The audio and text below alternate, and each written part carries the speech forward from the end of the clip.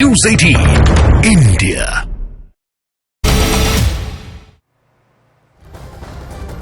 हल्द्वानी हिंसा से जुड़ी इस वक्त एक बेहद अहम और बड़ी खबर आ रही है। रोहिंग्या के बाद अब हिंसा में समाजवादी पार्टी का कनेक्शन भी सामने आ रहा है। हल्द्वानी हिंसा में समाजवादी पार्टी के बड़े नेता मतीन सिद्दीकी के छोटे भाई जावेद सिद्दीकी को गिरफ्तार किया गया है।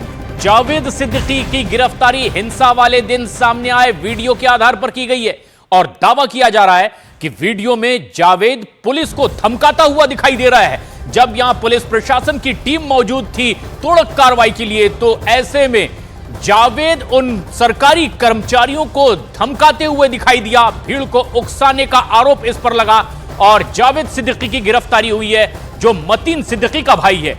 जो मतीन सिद्दीकी समाजवादी पार्टी के प्रदेश प्रमुख हैं, इस वक्त प्रभारी हैं, और प्रदेश प्रभारी के भाई की गिरफ्तारी इस मामले में कई बड़े संकेत देती है। और खास बात यह कि इस वीडियो के आधार पर इस शख्स की गिरफ्तारी हुई है। जावेद सिद्दीकी जो समाजवादी पार्टी के नेता का भाई है, उसकी गिरफ्तारी। और आरोप इस पर यह लगा कि जब पुलिस और प्रशासन की टीम यहां पहुंची थी तो उनके साथ ये तू मैं करता नजर आया था, भीड़ को उकसाते नजर आया।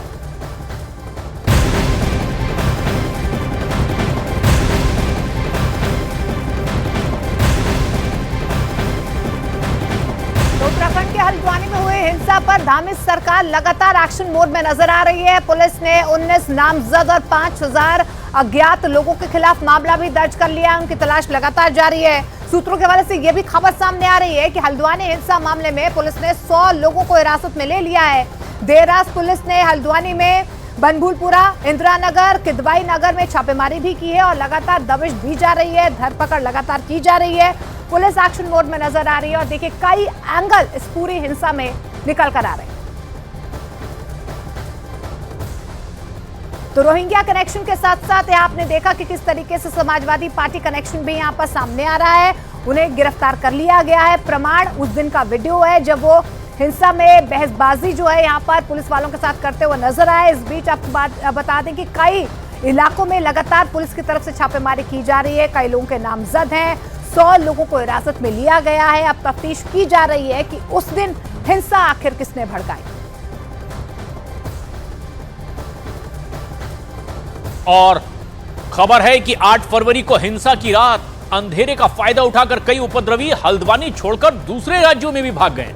पुलिस की करीब 10 टीमें बनाई गई है जो फरार उपद्रवियों की तलाश में जुटी हुई है। खास बात यह है कि उत्तर प्रदेश के रामपुर, बरेली, मुरादाबाद और इसके अलावा दिल्ली, पश्चिमी उत्तर प्रदेश के कई जिलों में, दूसरे राज्यों में भी लगातार पुलिस की दबिश जारी है। सीसीटीवी की फुटेज को आधार बनाया जा रहा है। मोबाइल वीडियो के आधार पर भी जांच पड़ताल आगे बढ़ाई जा रही है और उपद्रवियों को उनके घर से निकालकर गिरफ्तार किया जा रहा है, उनसे पूछताछ की जा रही है। लेकिन वहीं मास्टरमाइंड की तलाश अब भी जारी है। अब्दुल मलिक ये वो शख्स है जो पुलिस के सामने उस दिन कुछ ऐसी ही हरकत करता दिखाई दिया और माना जा रहा है कि यही मास्टरमाइंड हो सकता है। लेकिन गिरफ्तारी के लिए कई जगह दबिश दी जा रही है।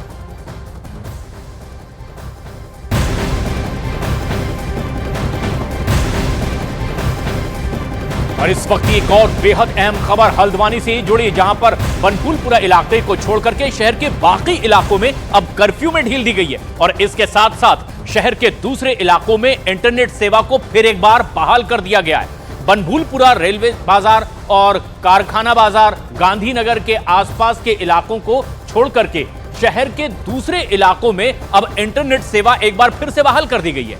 हालांकि इस बीच सोशल मीडिया पर पुलिस की बेहद पैनी नजर है। परीक्षाओं के लिए प्रवेश पत्र को ही कर्फ्यू पास के तौर पर इस्तेमाल किया जा सकता है, यह रियायत भी पुलिस की ओर से दी गई है। तो कर्फ्यू बनभूलपुरा इलाके में, लेकिन चप्पे चप्पे पर सुरक्षा के पुख्ता इंतजामात और मास्टरमाइंड की तलाश लगातार जारी है। हालांकि यहां परीक्षार्थियों को कोई दिक्कत ना हो, उसके लिए भी अब यहां पर एहतियाती कदम उठा लिए गए और परीक्षाओं के लिए प्रवेश पत्र को ही कर्फ्यू का पास बता दिया गया है, ताकि परीक्षार्थियों को, विद्यार्थियों को किसी भी तरह की कोई दिक्कत ना हो। इंडिया एक्सक्लूसिव पहुंचा है बनभूलपुरा की उन तंग गलियों में जहां से उपद्रवी बाहर आए थे और थाने को बिल्कुल तहस नहस कर दिया था, थाने के सामने आग लगा दी थी।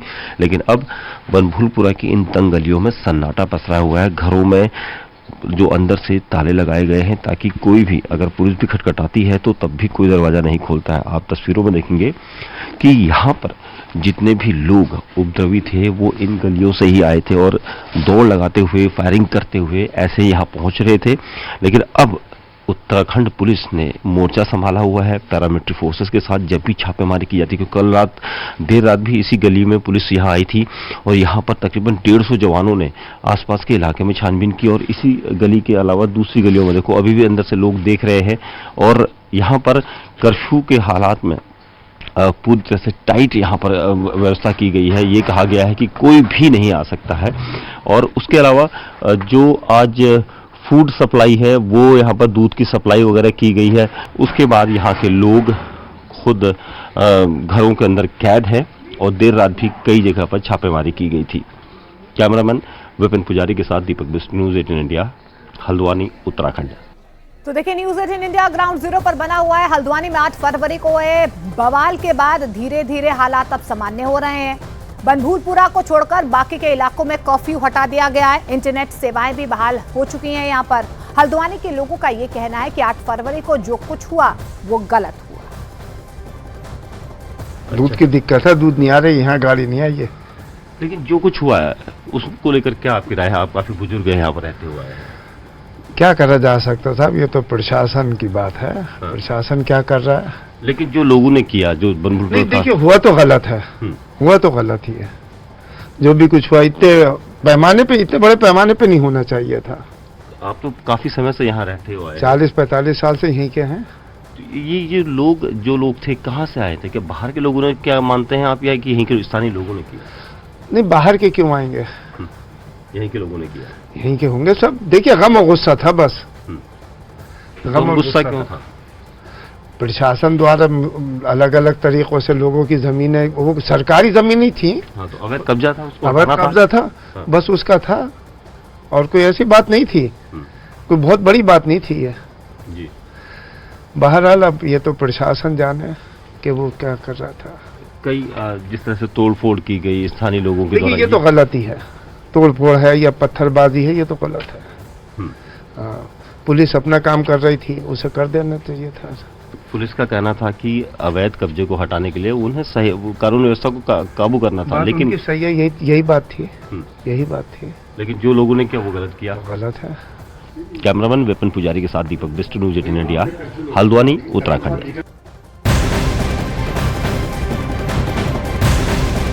और इस बीच बड़ी खबर आपको बता दें, हल्द्वानी हिंसा का मास्टरमाइंड बताए जाने वाले अब्दुल मलिक का एक वीडियो भी सामने आया है जिसमें वो नगर निगम के अधिकारी से बहस करते हुए नजर आ रहा है। दावा यही किया जा रहा है कि